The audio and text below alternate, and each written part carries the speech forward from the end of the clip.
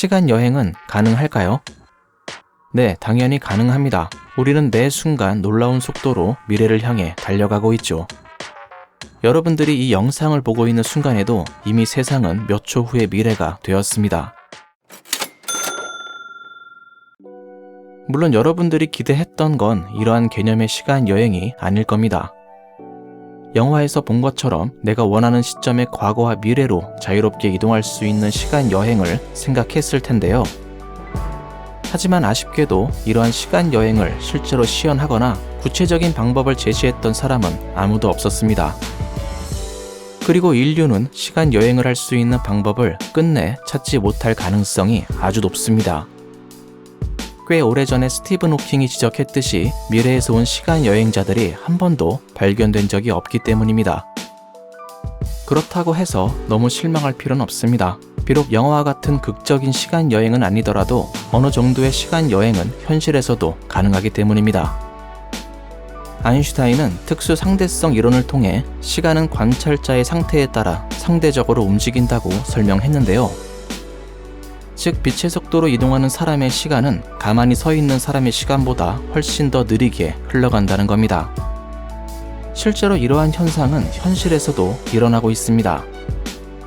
현재 우주에서 지구를 돌고 있는 GPS 위성은 시간당 약 14,000km의 속도로 아주 빠르게 이동하고 있는데요.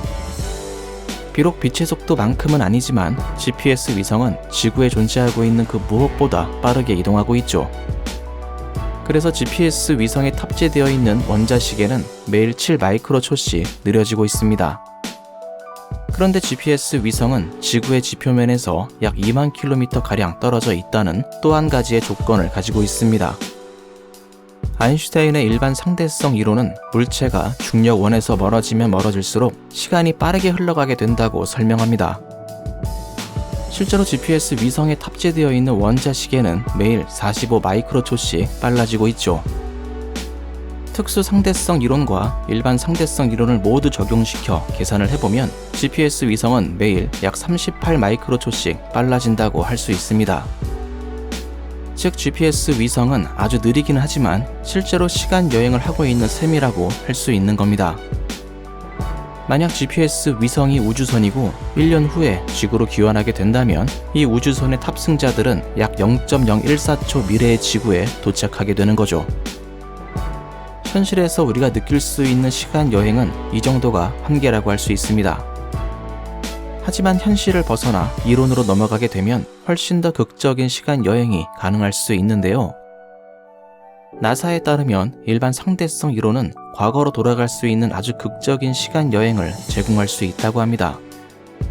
바로 아인슈타인 로젠의 달이라고도 불리는 천체인 웜홀을 통해서 말입니다. 웜홀은 우주의 서로 다른 시간대나 전혀 다른 장소를 연결해 줄 수 있는 가상의 터널을 말합니다.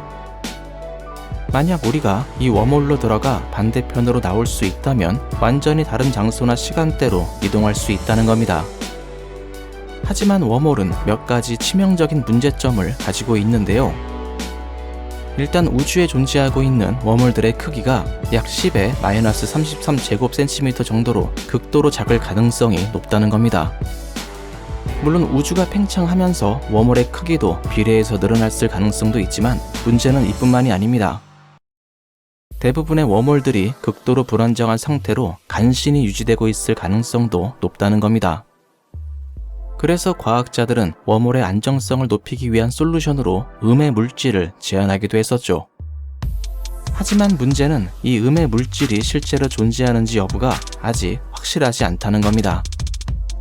그리고 무엇보다 가장 중요한 아주 근본적인 문제가 남아 있습니다. 이 문제는 바로 웜홀이 실제로 발견된 적이 없다는 겁니다. 그리고 대부분의 과학자들은 실제로 웜홀이 발견될 가능성을 매우 낮게 생각하고 있습니다. 또한 시간 여행을 가능케 하는 이론 중에는 티플러 실린더라는 이론도 있습니다. 이 이론은 천문학자인 프랭크 티플러가 제안했던 이론인데요. 이 아이디어의 핵심은 태양 질량의 10배에 달하는 물질을 아주 길게 늘어뜨린 뒤 빠르게 회전시키는 데 있습니다. 그 모양은 마치 국수를 뽑는 기계에 블랙홀을 집어넣어 면처럼 길게 뽑아낸 형태라고도 말할 수 있죠. 이렇게 국수가락처럼 얇고 길어진 블랙홀을 분당 수십억 번으로 빠르게 회전시키면 그 주변의 공간이 강하게 휘어질 수 있습니다. 우리가 우주선을 타고 이 공간의 휘어짐을 따라 이동하게 되면 과거로 이동할 수 있게 된다는 겁니다. 하지만 이 이론 역시도 아주 근본적인 문제를 가지고 있는데요. 이것을 만들기 위한 준비물을 구하기 어렵고 또 실제로 이것을 만들어낼 수 있는 방법도 없다는 겁니다. 이렇듯 극적인 시간 여행은 이론상으로도 구현해내기가 정말 어렵다고 할 수 있습니다. 하지만 이러한 노력들이 계속된다면 우리는 언젠가 실현 가능한 시간 여행의 방법을 깨닫게 될 수 있을지도 모릅니다. 오늘 이야기를 통해 우리는 시간 여행은 현실적으로도 얼마든지 가능하다. 하지만 우리가 영화에서 봐왔던 극적인 시간 여행은 이론상으로도 어려운 이야기라는 것을 알 수 있었습니다. 인류는 아주 오래전부터 시간 여행을 꿈꿔왔습니다. 기원전 400년경에 만들어진 마하바라타라는 대서사시에도 시간 왜곡에 대한 내용이 등장하고 있을 정도죠.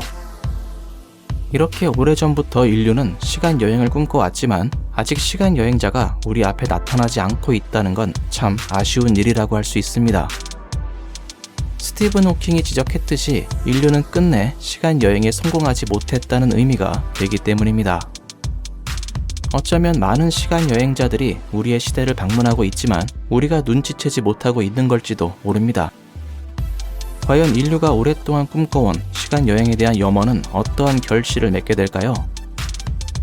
오늘 밤에는 왠지 시간 여행에 대한 영화를 한 편 보고 잠을 청해야 될 것 같습니다.